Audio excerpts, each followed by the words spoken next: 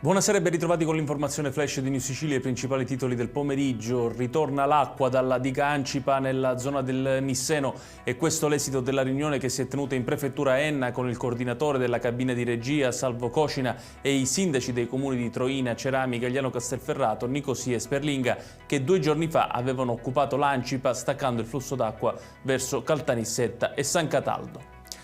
Polemica tra il senatore del PD Antonio Nicita e il governo regionale. Nicita ha infatti denunciato il definanziamento di 338 milioni di fondi dei piani di sviluppo e coesione destinati alla Sicilia. Immediata la replica da Palazzo d'Orléans che precisa che i fondi in questione sono stati gestiti dal precedente governo. Una violenta aggressione si è verificata all'Istituto Comprensivo Maiore di Noto nel Siracusano, dove un ragazzino di 14 anni, in preda ad un attacco d'ira, avrebbe prima gettato una sedia fuori dalla finestra della classe e poi aggredito la preside e portata poi in ospedale. Necessario l'intervento dei carabinieri. Quasi 1,5 kg di droga nascosta nello scantinato di uno stabile nel quartiere Librino di Catania. Questo quanto scoperto durante un blitz dalla polizia.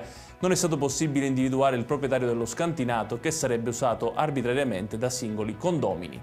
E chiudiamo con il meteo. Nella giornata di domani tempo instabile in Sicilia, dove arriveranno addensamenti e piogge che colpiranno maggiormente la parte settentrionale e occidentale dell'isola, zone per le quali la Protezione Civile regionale ha diramato l'allerta gialla. Ed è tutto per questa edizione. Tutti i dettagli su queste notizie li trovate come sempre sul nostro sito www.newsicilia.it. Grazie per averci seguito e buon proseguimento di serata.